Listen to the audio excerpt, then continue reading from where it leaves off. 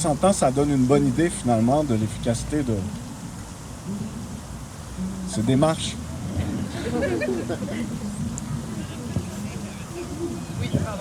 Pardon, allez-y. Oui. Alors, si je me rappelle bien, vous avez bien dit que dans la Charte canadienne et dans la Charte québécoise, les détentions arbitraires sont interdites, n'est-ce pas? Oui, il y a une protection. C'est ça. Alors, il semble à moi qu'une interpellation, c'est une détention et c'est arbitraire. Oui, donc c'est vrai. Est-ce que c'est en réponse à la question qui a été posée par rapport au Non, je parle en termes généraux. Alors, okay. Il semble à moi que si vous êtes interpellé, vous pouvez demander à la policier, pourquoi est-ce que je suis détenu? Parce que effectivement, c'est une détention, même si c'est pour quelques secondes, quelques minutes. Alors, vous êtes détenu. Oui. S'il n'y a pas de bonne raison, c'est clairement détention arbitraire. Alors, vous pouvez dire bye-bye, j'ai pas aucune obligation. Qu'est-ce qui a été dit, c'est qu'il y a une protection contre la détention arbitraire. Donc, si vous vous faites interpeller par la police, vous pouvez demander « Est-ce que je suis détenu? » Et là, vous allez avoir votre réponse. Donc ça faisait partie des pistes de solutions qu'on a dit, des questions que vous pouvez poser aux policiers. Par contre, c'est pas dans toutes les interpellations que la personne va être détenue au sens juridique. Il va pas avoir de détention psychologique dans toutes les interpellations. Mais oui, ça faisait partie des pistes de solutions, c'est de demander aux policiers c'est quoi le motif de votre intervention, est-ce que je suis dans l'obligation de répondre et est-ce que je suis détenu, est-ce que je suis arrêté. Donc de renverser un peu le fardeau pour que le policier vous informe de vos droits, vu qu'il n'y a aucune obligation de vous informer de vos droits en cas d'interpellation. Oui, j'allais juste ajouter que en même temps qu'on dit ça, on a conscience du risque, ça a un peu déjà été dit par moi, mais on a conscience du risque aussi que le policier reçoive mal ces questionnements-là, qu'il les reçoive donc comme une contestation de son autorité. Et c'est là où ça va dégénérer, non pas parce que la personne a fait quelque chose de mal, mais parce que le policier va trouver une façon d'avoir l'information qu'il veut, d'avoir l'identité. Et donc, il va trouver un règlement, un article du code criminel où ça va dégénérer. Puis souvent, les gens peuvent se retrouver avec entrave au travail des policiers ou voie de fait. Donc ça, c'est aussi quand il y a une intervention qui est teintée par du profilage, c'est aussi connu que la personne va se ramasser en bout de ligne avec des infractions criminelles. Puis là, elle va être occupée à se défendre de ces infractions-là devant les tribunaux. Donc, elle n'aura pas l'énergie pour aller faire la démonstration des violations de droit ou du profilage qu'elle va avoir. C'est pour ça que dans la réflexion du comité à la Ligue avec cette campagne, c'était d'enlever le fardeau, tout en continuant à informer sur les droits, c'est d'enlever le fardeau sur les individus. Parce qu'en fait, on entend souvent les autorités dire ben, si une personne a subi une violation de ses droits ou pense qu'elle a subi, parce qu'il n'y a jamais une admission que ça arrive vraiment, ben, qu'elle aille faire des recours devant les différents mécanismes de plainte. Donc, ça individualise aussi la problématique. Donc là, c'est de s'attarder auprès des autorités publiques pour leur dire ben, c'est votre rôle d'assurer le respect des droits, même si on comprend très bien les liens entre l'État et la police, puis qu'on ne pense pas que le pouvoir politique est là pour assurer nos droits, mais par un mouvement qui fait de la pression continue, parce que c'est à ça que les autorités répondent, c'est à la pression maintenue sur le temps. Donc, on leur dit, c'est à vous de faire cesser cette pratique et arrêter d'envoyer les gens qui vivent du profilage ou des violations de droits vers des mécanismes de plainte. Il faut agir en amont parce que c'est un échec à chaque fois qu'une personne doit se ramasser devant un processus judiciaire pour faire valoir ses droits. Là. Ça veut dire qu'on a échoué, que le pouvoir politique a échoué en amont à les faire respecter. Je ne sais plus si on a du temps. Est-ce qu'il y a une personne qui peut nous dire s'il reste du temps ou pas? Sinon... Ben, on a encore un peu de temps. Il y a deux questions. Je ne sais pas qui... OK, parfait.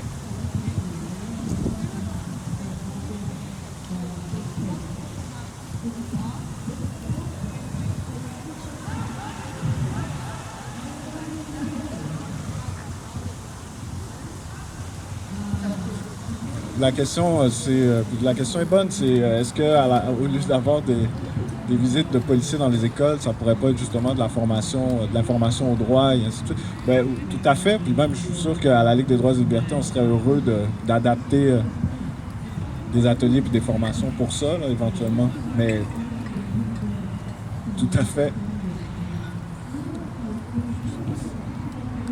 Oui, avec le monsieur.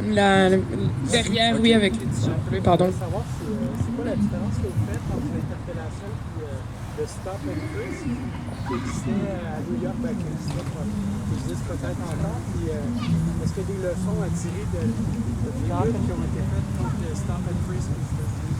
Le stop and frisk, Ben, ma compréhension, c'est que c'est essentiellement des termes différents pour des pratiques qui sont assez... je pense que... puis j'espère que quelqu'un pourra me corriger si je me trompe, mais il me semble que c'est une expression qui a été consacrée pour mettre un peu comme différentes opérations, mettons, mais finalement, il y a beaucoup d'éléments qui sont très similaires à ce qu'on retrouve dans, plus généralement, le street check puis l'interpellation policière. Il y a certainement des éléments techniques différents, mais je pense que oui, on peut puis je pense qu'on le fait. D'ailleurs, nous, on essaie de le faire justement avec ce qui se fait ailleurs au Canada. Peut-être qu'on gagnerait à aller voir un peu plus ce qui se fait aux États-Unis puis ailleurs dans le monde, tout à fait.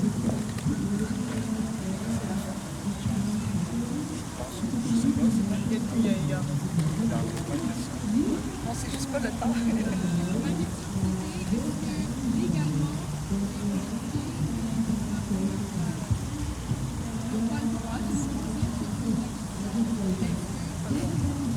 Non, ils n'ont pas le droit parce qu'il y a quand même un code qui régit le travail des policiers. La question, c'est est-ce que les policiers ont le droit de mentir? Les policiers n'ont pas le droit de mentir. Ils ont des obligations de respect, de diligence quand ils mènent leurs opérations. Il y a la loi sur la police qui régit leur comportement. Par contre, est-ce que dans les faits, c'est que les policiers vont... Il faut que je fasse attention à ce que je dis. Parce que moi aussi, je suis régie par des règles et le barreau du Québec. Mais en fait, c'est que les policiers, ça va être votre crédibilité contre la leur. Donc, où la vérité se situe entre la crédibilité d'un policier et de toute l'institution policière versus celle d'une personne interpellée. C'est surtout ça la question.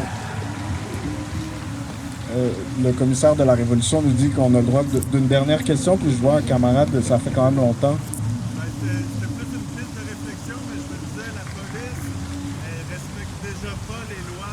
Donc, est-ce que peut-être il n'y aurait pas lieu de parler d'abolir les interpellations, c'est-à-dire d'abolir la pratique et le fait que ce soit possible, et pas juste l'interdire, c'est-à-dire que ce soit fini les interpellations?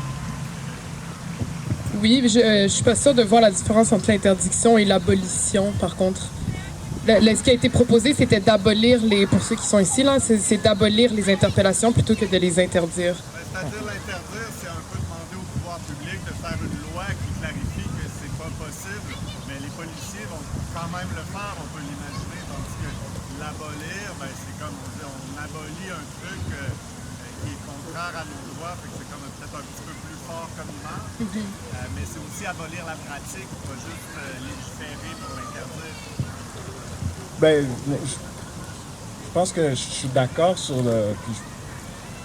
peu importe si on y arrive ou pas, qu'on parle d'abolition ou qu'on parle d'interdiction, nécessairement, ça va encore signifier qu'il faut faire un travail constant pour s'assurer que c'est pas quelque chose qui, officieusement, demeure pratiqué. Ça, c'est certain. Après, moi, je suis pas certain que d'utiliser le mot « abolir l'interpellation » va avoir plus d'effet. Peut-être, mais en tous les cas, il va falloir continuer cette lutte-là parce que les acquis, c'est ça, on le sait. Juste à la toute fin, pour information, donc Philippe l'avait mentionné, il y a un deuxième rapport à Montréal qui est sorti par le SPVM pendant l'été, le 22 juin. Puis, il y a à Montréal la Commission de la sécurité publique, qui est une commission permanente à l'Hôtel de Ville, qui, avec quelques pressions en début d'année, va devoir tenir cet automne une séance publique avec la présence des chercheurs de ce rapport-là pour présenter leur analyse et leurs recommandations. Et il y a une période d'intervention des citoyens et citoyennes, des organismes du public. Donc, c'est aussi un momentum pour continuer à mettre de la pression que de se présenter et mettre de la pression donc, en étant là en grand nombre et en intervenant pour faire contrepoids aussi au discours policier. Si c'est un type d'intervention qui qui vous rejoint. C'est sûr que quand ça va être annoncé, la Ligue, on va partager beaucoup sur les réseaux sociaux l'information à cet égard-là. Donc voilà, merci pour votre présence. Merci beaucoup.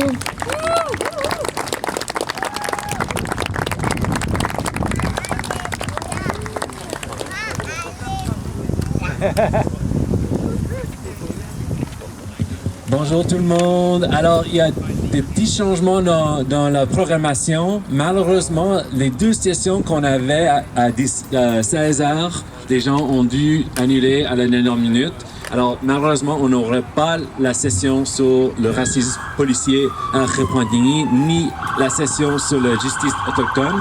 Mais nous avons prévu des imprévus. Alors, nous allons avoir on va avoir un atelier ici sur la façon de raconter des histoires, storytelling workshop dans une perspective noire et queer avec Wikipédia. Alors ça va débuter dans 10 minutes ici et après à 17h on va clore la journée avec une session ici menée avec Vincent et Jessica qui nous vont encourager de regarder vers le futur de notre lutte ensemble. Alors, dans 10 minutes, on aura un atelier sur storytelling dans une perspective noire et queer avec Wikipédia. Merci tout le monde.